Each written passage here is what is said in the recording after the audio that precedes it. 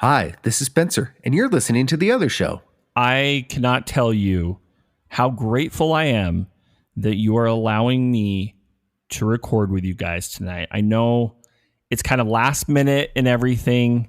It's the generosity of our hearts, Josh, and the fact that, well, the listeners may not really like the show without you, that you are here today. Listen, I had a hot date tonight, and I canceled it to be here. Are we still talking about the hot wings? Yeah, I'm talking about hot wings. I was going to say, you were literally just with me at Eric's house eating hot wings. And what, four other guys. That was my hot date. Oh, boy. But the dogs liked you? No, the dogs liked me. One got up on my lap, and there was a cat that licked my hand. So I feel like that's action. Yeah, you just kind of go with it, right? That's more than you've had in a month. Okay, that's very true. I just have to say, though, that, my gosh, it is, okay, first off, it's Friday night. We are recording this a little bit earlier. Yeah, much earlier than we normally do. Right. Yes, because I'm leaving tomorrow morning, like 6:30 a.m., because I'm flying down to California. We talked about this last week, going to Disneyland and all of that fun stuff. But I am married to a packing procrastinator. Okay, and this begs a lot of questions. Mm-hmm. You're not? No. Okay, so you have. I'm done. Ken, I think Josh texted me on Tuesday that he was done packing. Yeah. Wait, so you guys didn't pack together?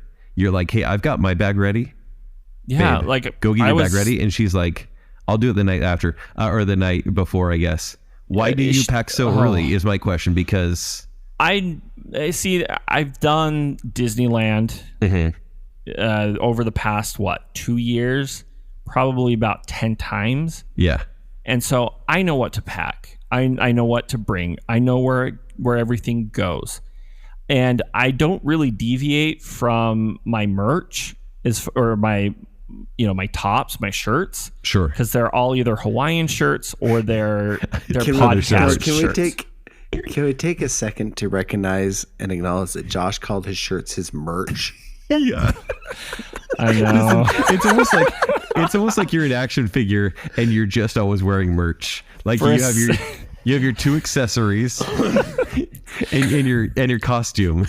Hey, I mean, I do have some podcast shirts. Granted, the podcast names may have changed over those past couple of years. Yeah. But, more or less, those are merch. I'm picturing Josh as kind of one of those like street vendors in Mexico or LA or downtown Salt Lake, where they have the shirts like strung up, and he's like, un camiseta, $2 pesos, un camiseta. We just got canceled. Yeah. I was going to say, that's my favorite part about Tijuana, man. Tijuana, dude, that's my favorite part about Mill Creek. Get myself a profane Bart Simpson shirt and some jumping Mexican beans, and man, I'm in heaven. Okay, hold on. Why, going back to the packing, why would you pack early? Because generally, it's you're wearing your clothes, right? Unless you just have so many clothes. That people usually, and I'm going to say usually, do laundry a couple of days before, and then they're like, oh, cool, this is what I want to wear. Merch. Do you have like a QR code on the back of all your shirts? It's like, you can order this here. No comment on this one. Yeah, no, I just... Is it a stress thing? Is this an anxiety thing for you? It probably is, since I kind of have, the anxiety. Like I, generally overpack too, which is which is another thing. And I think that's just why.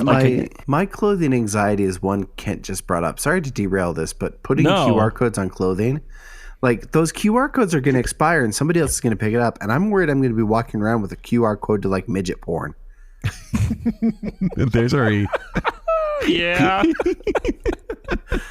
I'm not kidding. Like, you don't know where that QR code's going to go. Like one day you're like, the 25th annual General Conference is brought to you by, and then the next day it's like, no, don't go there. Don't go there. Why am I thinking of Josh, I was going to say the next day it's and camiseta, those pesos. Oh, but seriously, is this what Spencer's like on Friday night? I don't know. You get some hot wings in him, and you never know what you're gonna get. But oh my goodness, that's your anxiety about QR code, Spencer. Okay. Speaking of anxiety, so you pack early. Is she annoyed that you're like, hey, go pack? Right? Are you annoyed that she's not packing? Because this is a partnership that you're in. Yes. And meaning a marriage. And you obviously want to be pretty aligned, but it seems like you two are on the opposite side of the spectrum when it comes to this. Oh, no. Like, even when we went to Hawaii earlier this year, I was packed at least almost a week before. Okay. And she was the night before. And What's wrong with that? It drove... Well, the problem is it's not just the procrastination that's the problem. It's also that she takes Ambien. So on top of procrastination, it's Ambien. And I think I shared this earlier because... I'm going to just point out here, Josh, you are about to get in a plane with this woman for a few hours and you're confessing all of this. Are you sure you want to move forward? Oh, yeah, because I'm pretty sure I shared this story earlier. And if not, we're going to Disneyland, so that will make up for any fight that we have or may potentially have. So what is her reaction when she's on Ambien? She gets kind of defiant. Okay. And so one time I found her just laying on the bed. It was like 1:00 in the morning, eating bugles. I think I told this story, but I took the bugles away from her and told her I'd give them back when she packed. Came back a couple hours later and she was done, and I gave her the bugles back and she didn't want them because she ate a whole bag of corn nuts or whatever it was. So, she just, she gets defiant and snacky, but hey, is Ambien code for something else? No, it's because the snackiness is a suspect. Unless there's something she's not telling me. So Josh, I'm just going to put this out there, and I don't mean to cause any contention here, but Team Marianne, I am a late night before packer, and it is because I'm waiting for the laundry to finish up all my undies. Right. I want to make sure I have the freshest of fresh clothes, and also I want to make sure I lay everything out the night before on my bed. And like the day before school, I'm counting out how many pairs of everything I need, and then I toss it in my bag. And if I do that 4 days early, I think I'm probably short. Yeah. I'm not even day before or night of. I'm like hour before. Okay, that's ridiculous. Like, that's too much, Spencer. Come on. It's like 3 pairs of jeans. It's because he has all those QR codes. Hi, this is Spencer. Spencer, you're listening to the other show. No one needs 3 pairs of jeans. You need 1 pair of jeans. Quit overpacking. Okay. Yeah. Oh, yeah. Well, no, the big one is you got to know, okay, I'm gone for 5 days. 5 pairs of Garmies plus 1 just in case. Boom, you're ready to go. Well, in Josh's case, a couple extras, I think. Oh, no. It's a given. At least depends 3. on the flight. Yeah, we talked about this in the other show. Yes, it does. Luckily, I've lost some LBs, so I don't worry about that so much these days. Lyndon B. Johnson's. Do you stress a lot about like forgetting like toiletries, or do you figure, hey, we're going to a first world country, there is that Target, or there's the ABC store. Totally. Like, are you just like, oh, I forgot this? That's okay. Yeah. Well, we are staying at a Motel 6, so I am a little bit more worried about bringing toiletries. That is not a first world country. Yeah, no, that's pretty much fourth. In fact, I'm pretty sure right outside your door, there's somebody going, "Camiseta." Did I ever tell you guys, speaking of Motel 6, total tangent, by the way. So when I was a pizza delivery driver, this is like, I don't know, 10 years ago, right? And it was like my Kent? Yeah. This feels like something on one of those QR codes. No, it is actually. It leads to that. So I got a second job as a delivery driver, and in my area was a Motel 6. And even though I was married at the time, my dream was to have a very attractive woman answer the door, and at least put me in that situation, right, where I'd have to make that choice. And I was like, I wonder if that would ever happen. Maybe I've seen too many QR codes, but anyways, so that is now code, by the way. It is. And so I go to Motel 6, and if you're delivering pizza to a Motel 6, by the way, this will be a great segue to our next little story. When you're delivering to a Motel 6, it's not going to go well. You're not going to get tipped whatsoever. And so I get to the door, knock, knock, knock, and it's this guy. And I always have a different approach based on gender and age. And I, do my thing. Do you? What do you mean? What do you mean? Why wouldn't I? I'm just going off of QR codes. Oh, no. So, but this guy answers the door, and I've had this happen before where guys answer the door in a towel. I have. And I'm kind of like, but why? Like you ordered pizza. You ordered pizza. Like, this is not a surprise. I'm not coming in like 2 days and being like, hey, it's me, Amazon. Here's your package, right? Poor choice of words. They know you're coming. So yeah, he answers the door in a towel, and I'm always looking up, no matter who it is, bridge of the nose, right? Because just to be polite, bridge of the nose. Hey, how's it going? Here's your pizza. And I look down, and he's holding a towel around his waist, and it is not a towel. It is not a face towel. This is it's like a little towelette. It's like a towelette that wraps around, kind of like a hand towel size, that is just low enough to cover the hips. And it just barely, like, he was clasping at it. And I'm like, but why that towel? Like, so many things went through my head. I'm like, what am I doing here? Why did you have me come here? Why did you call me 20 minutes ago to get this pizza? And he was like, hey, come on in. And I was like, oh no, I'm good. I got a couple orders to run. I'll hand this to you, and I just need you to sign this. And he's like, no, come on in. And I kind of poke my head in, and there's this woman, and she's in bed, and covers up around, like, holding her up around her neck, and she's like smiling at me, and I'm like, what do you want from me? And he's like, yeah, come. Wow. He's like, get comfortable. And I'm like, and I always try to be nice. I'm like, I wish I could, but I'm just so busy tonight, running like crazy. And he's like, okay, well, I mean, it's up to you. And I ran out of there. No tip, of course, thankfully. Thankfully. But Motel 6, that's where you're walking into. I tell that story to say you're that couple. It makes you do crazy stuff. Whoa. Also, it kind of was a little that couple. It was also a little foreshadowing, I think, for other things in your life, but whatever. Hey, that's not cool.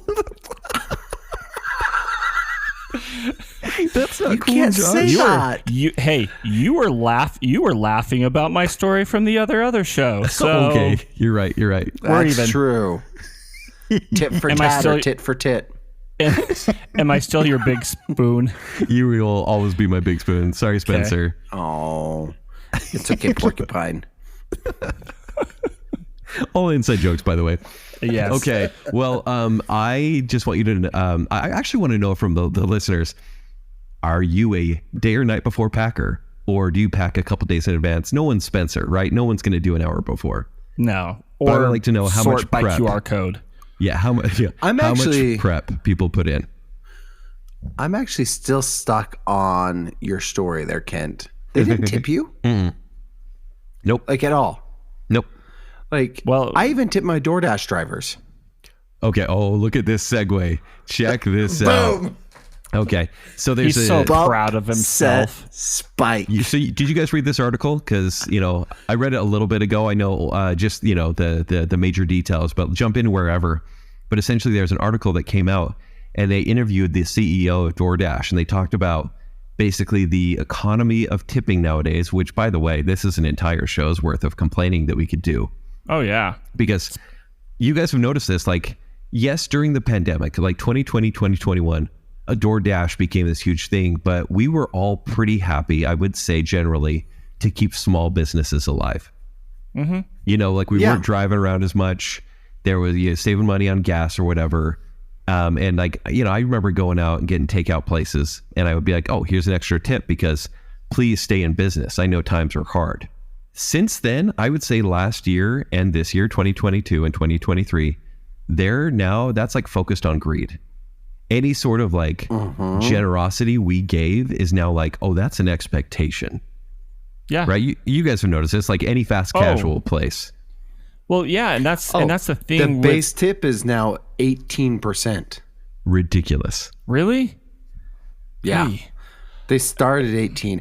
And get this, if you do the math sometimes, the suggested price is probably closer to 20 or 25%. Even though it's listed as 18. I went to Menchie's the other day, frozen yogurt. And at Menchie's, you get your own cup, you fill it up, you add your own toppings, and then you put it on this little weigher, and they give you a spoon, and they say, would you like to add a tip? What? No. Excuse me? Like, this is when I'm an old man saying, get off my lawn. I will tip sometimes, is generally if it's an attractive girl, and she smiles at me. And if you only have a hand towel. Good call. Do you guys ever tip? Do you guys ever feel that pressure because they're looking at you? They're watching. Yeah. If they're standing like right there, yeah, yes, they turn the iPad around and they say, "Oh, fill this out." The big one is during the summer was shave ice.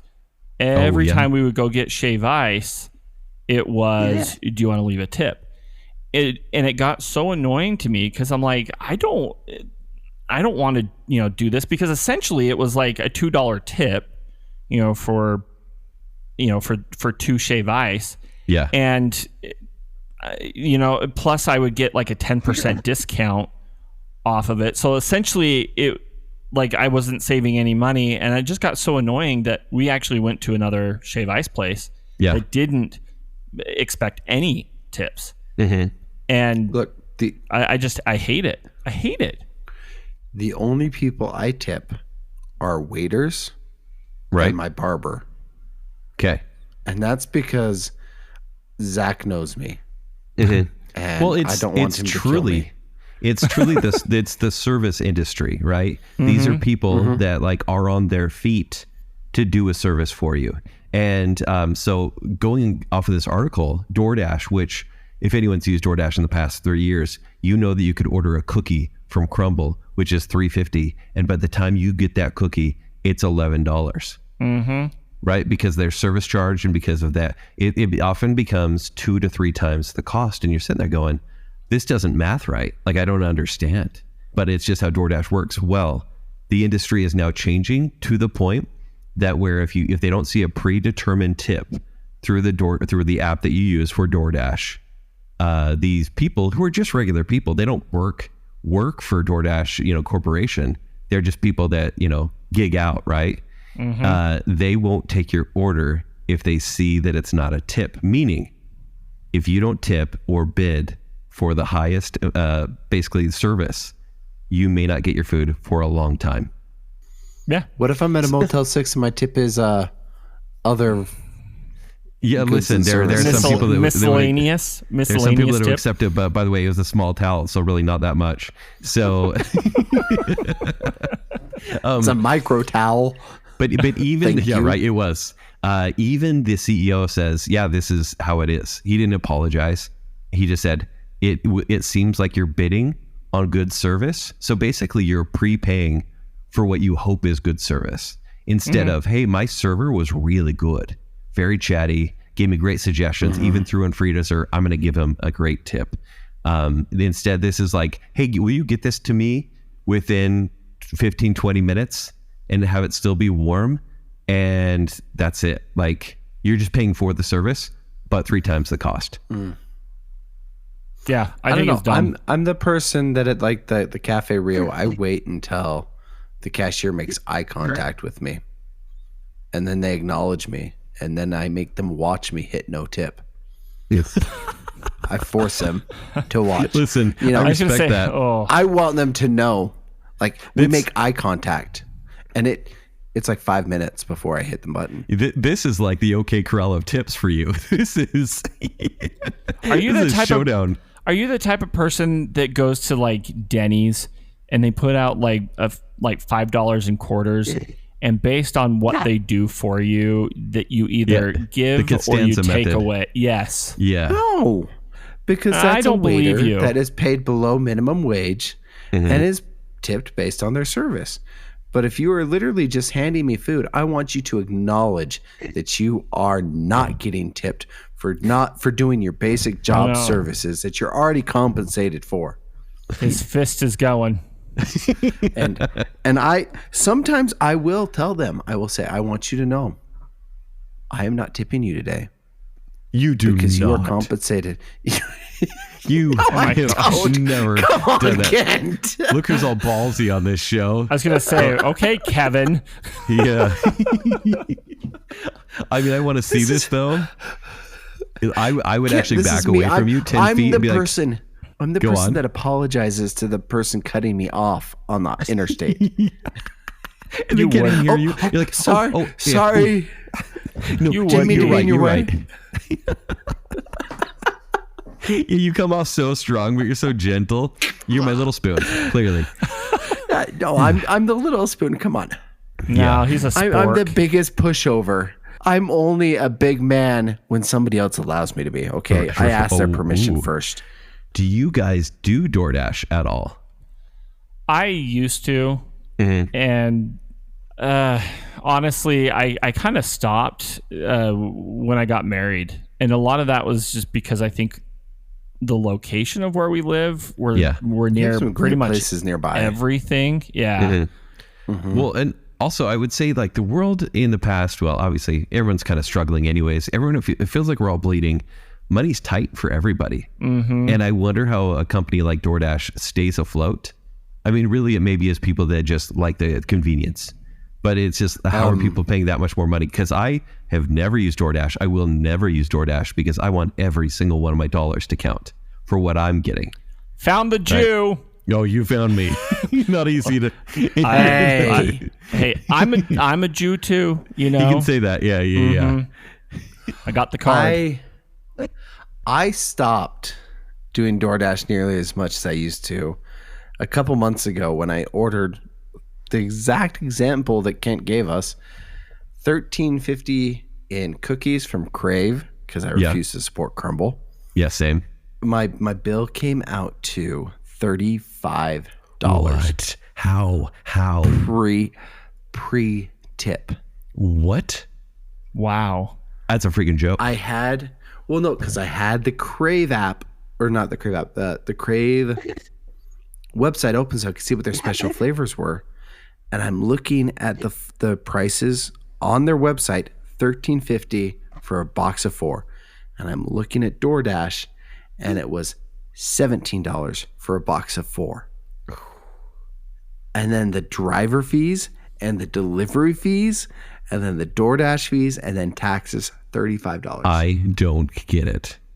You know, there's a bigger conversation here though too, because truly. I think with a lot of these, I mean, it's a gig service, right? So I think with the gig services and even more so the food industry, right? Unless you are the owner or a manager, you're not going to make a living wage, or it's not necessarily expected. But I think society's kind of moved toward that, and because of that, that's why we're seeing these prices hike up on DoorDash. And like at the university, I just kind of stopped eating on campus because I can go get, they sell peanut butter and jelly sandwiches on campus. I mean, they look worse than anything that you could make at home, right? Yeah. And I kid you not, a peanut butter and jelly sandwich costs over $5. What? $7 if you get a ham and cheese. Oh, right? My word. And it is ridiculous to the point where it's like, why am I even bothering? And then I think that hurts even more.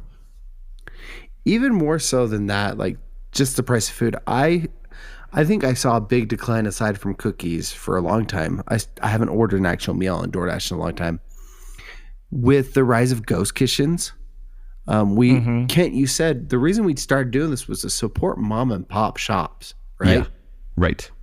And a lot of these big companies noticed that, so they started making up names for half their menu to pretend like they were a new local pop-up. And it's freaking Buffalo Wild Wings, or it's Applebee's. Right. Or Denny's, Burger Den. That sounds like a nice local place. That's Denny's. Yeah. And really? There's a toasted place at one of the breakfast places too. I'm like, what? That's ridiculous. Denny's. Melted. It is Denny's. Melted away. Yep. Yeah, I've got DoorDash pulled up right now. And here's the thing. I hit pizza. And you want to hear what the recommendations are for pizza? Of course. First off, Pizza Hut. Second, Taco Bell. Third, McDonald's. Followed by Wendy's. Then Bird Dogs. Guess what Bird Dogs is? Buffalo Wild Wings. It's just their Bird Dog item. Then 7-Eleven. Then Buffalo Wild Wings. Jack in the Box. Wing Street. Arby's. Wild Burger. Guess what Wild Burger is? Chili's. Buffalo Wild Wing. Oh my gosh. Wow. Like, it's part of my cheesesteak is Denny's. The Meltdown, Denny's. That's the one. Carl's Jr., Speedway, Burger Den, Denny's. I am more than 10 in before. I am more than 10 suggestions in before I get to Papa John's, Little Caesars, Marco's, and then finally one local place with Circle Inn. Wow.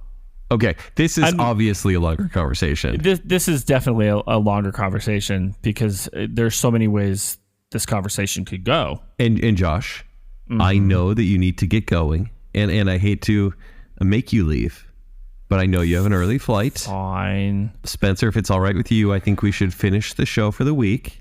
Let's just thank Josh for his time, and mostly Marianne for giving Josh to us. You're not getting rid of me, are you? No, oh, heavens no, we would never. No. Okay.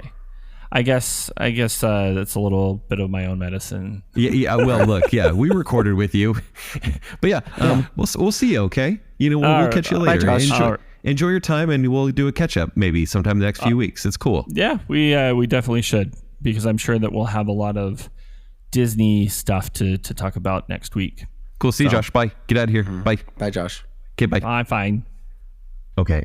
Spencer, is he gone? Yes, he's gone. We can finally talk about the new Doctor.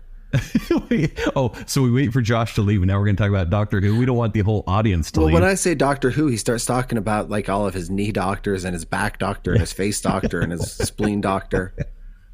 I know he's always talking about his issues. Anyways, do you want to bring someone in?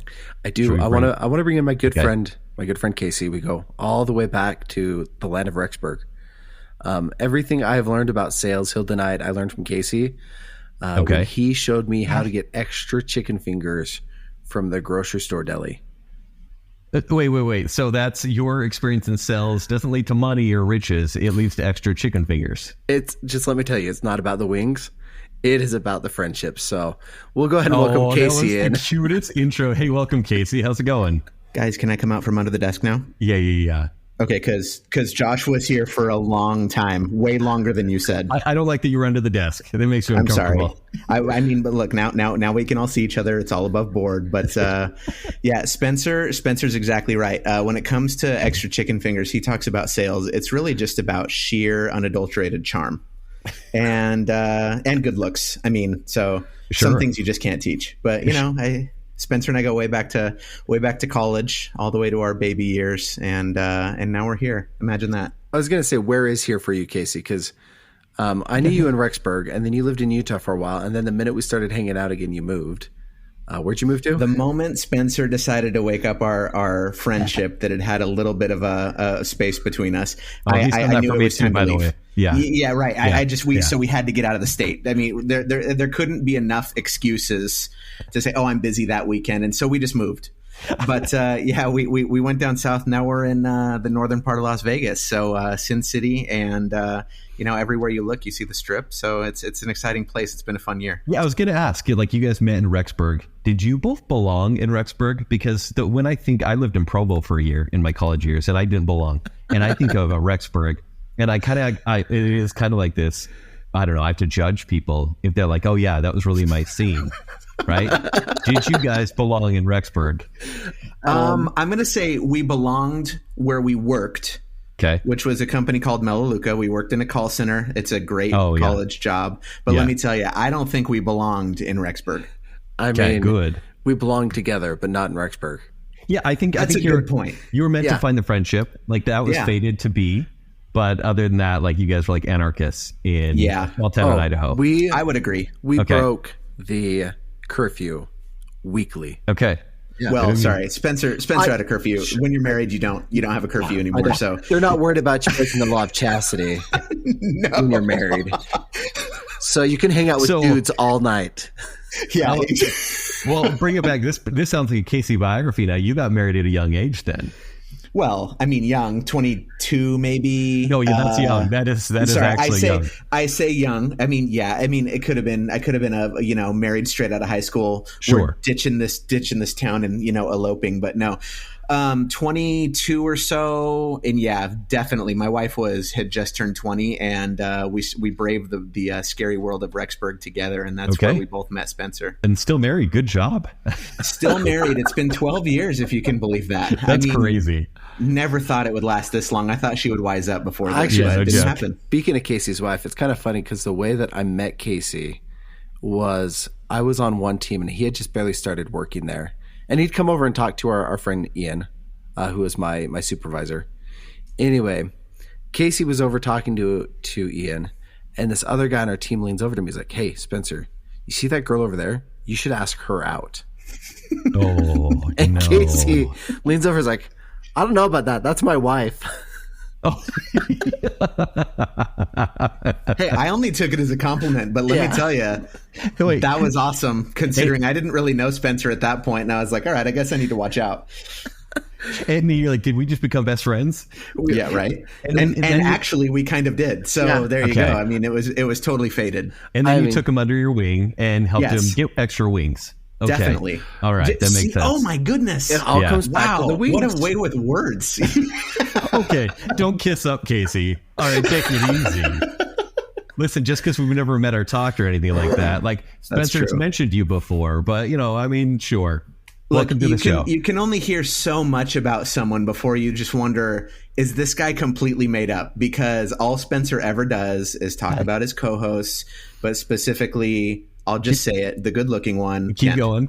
Yeah, I see exactly. And so Spencer says they didn't have to worry about us hanging out with guys all night. But I mean, with the way he talks about you, you should be flattered. Spencer, we should break some rules at Rexburg. Yeah. What do you think? That's what I'm saying. Yeah. Hey, Kent, you better watch out or you're going to be slipping some extra wings into Casey's meal next time. Spencer, I did have a question for you, though. See, this has been a long time that you've been talking to me about your show and your podcasting career because it's taken its twists and turns over the years. But as you have actually talked to me about Kent a little bit, I wonder how this moment is for you because you and I have been friends in one sphere for quite a long time, almost as many years as my wife and I have been married. That's and true. You've been friends with Kent and not only friends with him, but working with him for quite a long time. So now you've got this little Venn diagram happening where Kent falls right in the middle. It's got to be surreal, right? Like it's got to be one of these things where it's like the two worlds combined and it's not comfortable for anybody. Actually, you know what I feel like? I feel like Yenta the matchmaker right now. Well, listen, here's what's happened. Like, sure, Casey, these kind of things can go really poorly and it can be like, cool, I'll see you later, whatever. I'm about to pitch another podcast with you if you're down. Hey, you know what? I am totally okay with that. So I need Spencer, a third. We'll see you another time, maybe in another year or so. You know, I'll bow out now and I'll let you guys go. Okay. It only seems natural. Like I didn't want it to be awkward, but you're handling this really well. So I just wanted to let you know that I appreciate it. We're good. I'll just sit in the corner and watch. Considering Casey just came out from underneath the desk, I don't like the fact that you're going to go watch. So that's fair. So Casey, it's nice to have you here. I have no idea why you're here. So I'm going to need you guys to kind of let me know. I know that we didn't want to tell Josh anything, but what do we want to talk about? The biggest thing that I wanted to bring Casey on, besides the fact that obviously we have undeniable chemistry, is is Casey's in Las Vegas and F1 races. They're starting this weekend. So this episode drops on Wednesday. The practices start on Thursday and the races on Friday. Right, Casey? That's exactly right. It starts on Thursday. There's practice runs on Thursday, Friday, and then the races on Saturday. And I have a feeling that this is why I got invited onto the podcast, but I'll start from the beginning. Spencer and I, like we always do, sit and talk badly about things. Like, oh my gosh, look at how bad the Formula One race is wrecking the Las Vegas Strip. 2 little gossip girls. We are gossip girls. And you know what? I'm fine with that. It's an entertainment source. Yeah. But so Spencer and I were griping about this race and how it was so expensive and how terrible it was going to be and how you can't walk down the strip. Why would you come to Las Vegas during this race? There are many, especially that live in Las Vegas, that feel the same way. Even if you're not involved anywhere near the strip, that makes traffic, everything is more problematic than anything. Okay. And the real reason that I was grumpy about it is because I can't afford to go in a million years. Okay, so describe that. Like, what is a normal race or F1 race usually cost compared to how much it is now? I don't know what a normal F1 race costs. A weekend pass to this race is minimum $7,000. What? When we talk about I can't afford to go, it's not like, my wife won't let me. No. We're talking about a car or, something like that you could be buying. This isn't like a PS5 or I'm going to go to F1. No. This is a holy cow. Formula One is making it impossible for anyone to go. So this is like, I'm going to buy a 2009 Toyota Corolla or go see F1. I'm going to go on a 12-day cruise with my whole family. Sure. Which... quite frankly, I would love that. So, Spencer, yes, I accept. Well, perfect. I already got your ticket. On. The question is, why do you guys care? Is it the fact that Vegas gets congested, or is it the fact that you want to go? But it's it's purely because this thing is happening 20 minutes away from my house. Sure. And I'm really jealous that I don't get to go. So all of that frustration is purely just envy. That's really all it is. Okay. I mean, come on, let's be honest. Well, we went to the strip. Casey and I drove through a couple months ago, and they were starting construction on the strip. It was already torn up. Yeah. Oh, like the Bellagio's fountains had been drained.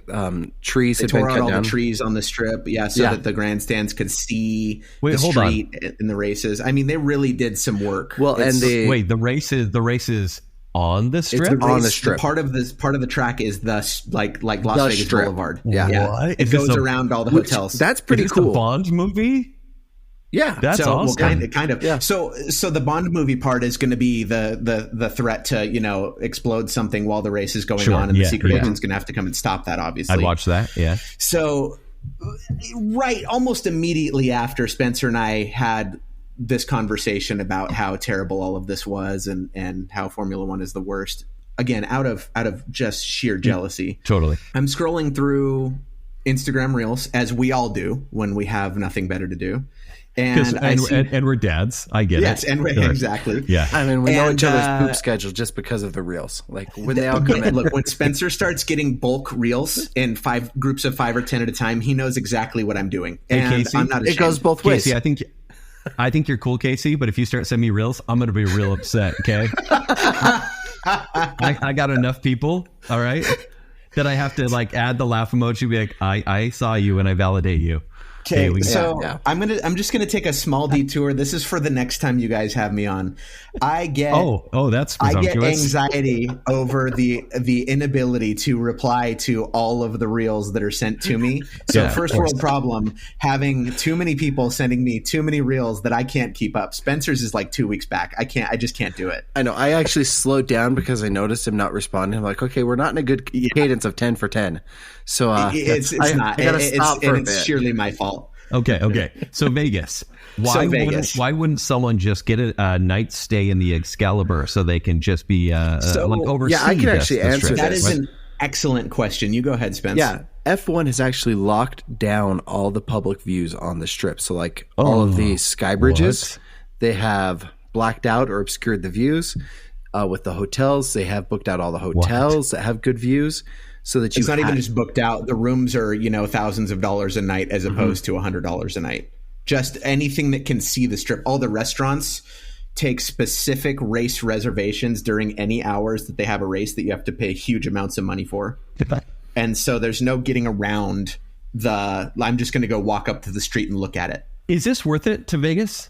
Is a city? It's theoretically supposed to bring in quote unquote billions of dollars, but we'll see. This is the land of money. This is the land of mafia and money, right? Why would they need 100%. Something like this? And here's the thing, and this is why I said because it's bringing people into these hotels. Yeah. Well, that was the idea, and this is the article that I sent Casey. That's not what's happening. They have priced everyone out of going to see F1, and tickets are starting to plummet.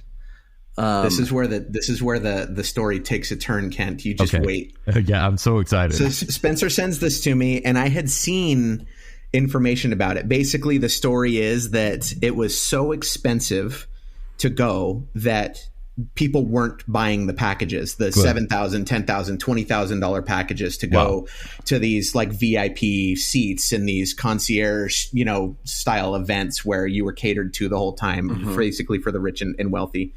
And so, as happens, because they can't have an embarrassment, even though I don't know how much money they really would have been making from ticket sales, they started dropping the prices like absolute stones. Because they can't have empty stands.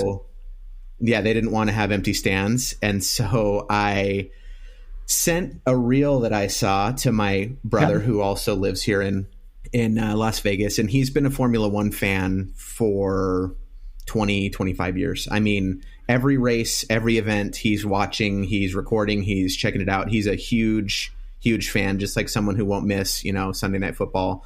Sure. He is watching Formula One.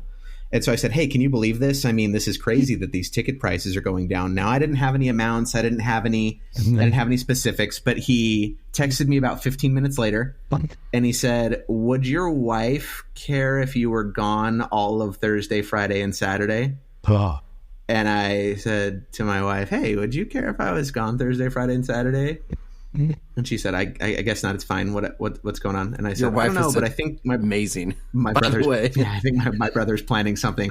And he's like, well, it's good that she won't care because we now have weekend passes to go to this race. And so the griping that I was doing out of sheer jealousy now turns into 100% gloating. No, yeah, just giddy animation. You are the 1% now. Like, we can all hate you. Formula One priced itself so high that now even the peasants get to go. Yeah, and so all the common folk have to rub shoulders with the rich people. Yeah, are you here to rub it into Spencer now that Spencer's not going? Well, he was under my desk. It wasn't necessarily to rub it in, but I remember specifically. I think one of the things I texted him was, I hope in a few years when all the hype has died down, maybe I could ever afford to go to this once in a lifetime opportunity. And then 2 days later, I texted him and said, well, so it turns out that I'm going to be going to this race, which is when he said, hey, do you want to be on our podcast?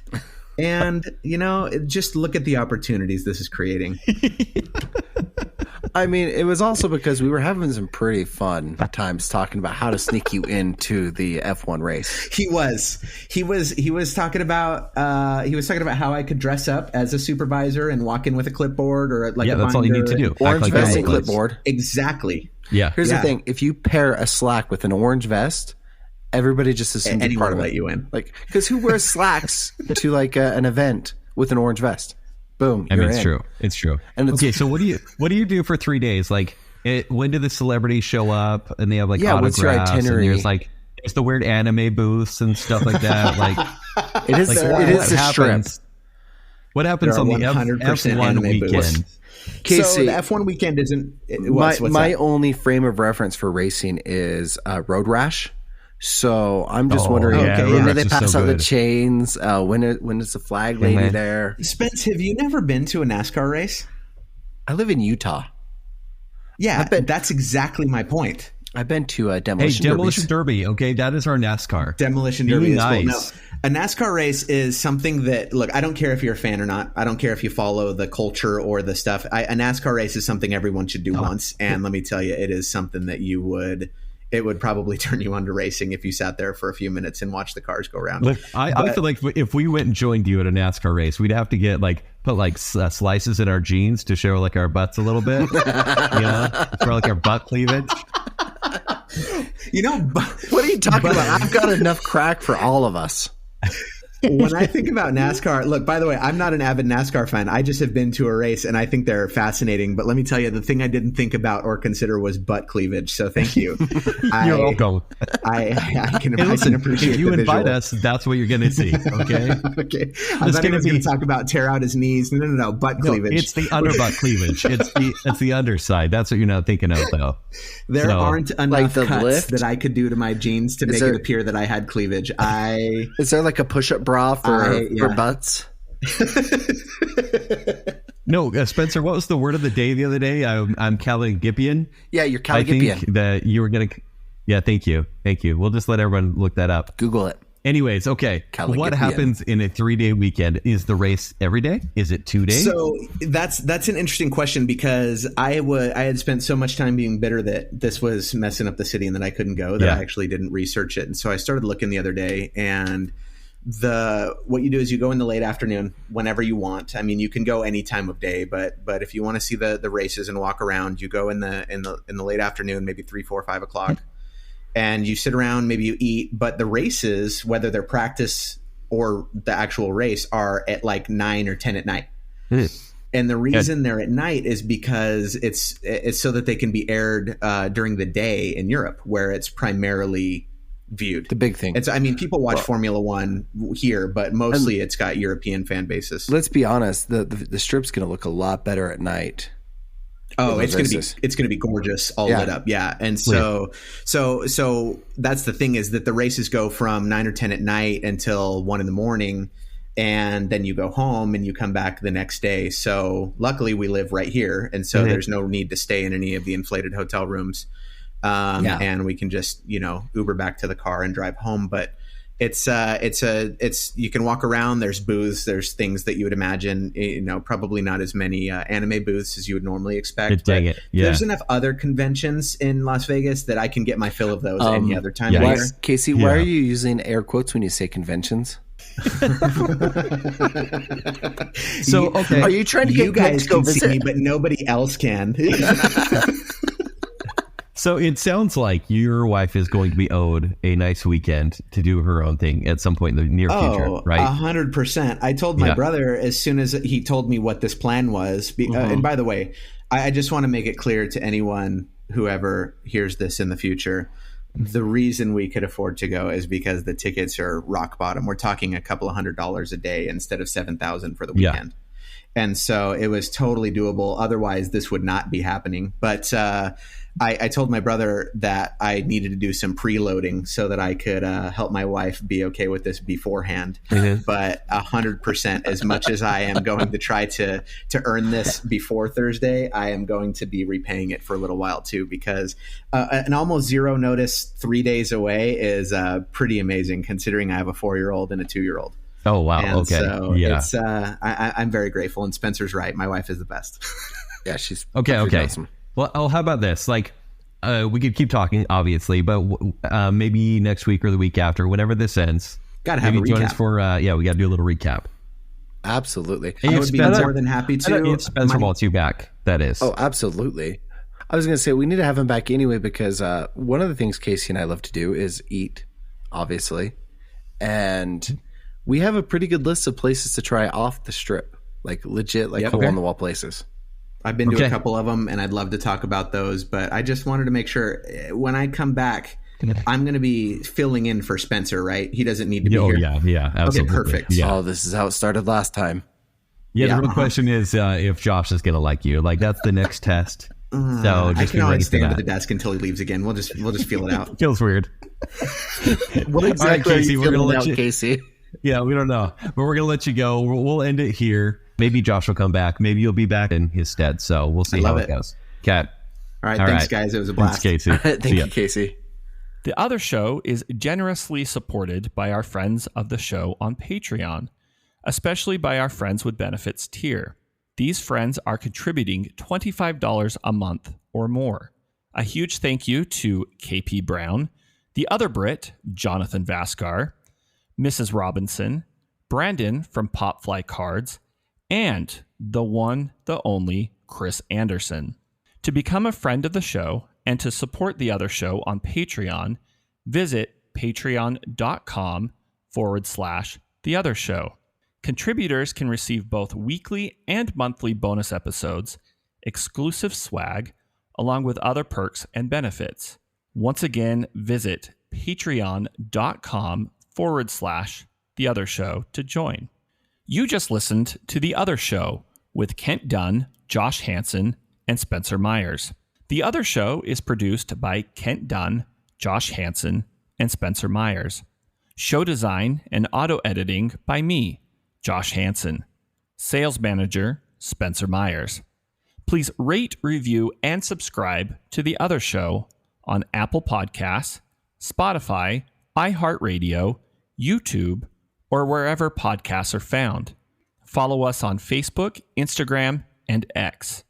To better connect with us and other fans of The Other Show, join our Facebook group, The Other Group. For past episodes, links to our other shows, and to shop for show swag, visit theother.show. And remember, when you're not listening to me here, you can hear me on my other show, The Party in the Back. You can hear me on my other show, Baconsale. And you can find me slashing prices all over the Las Vegas Strip at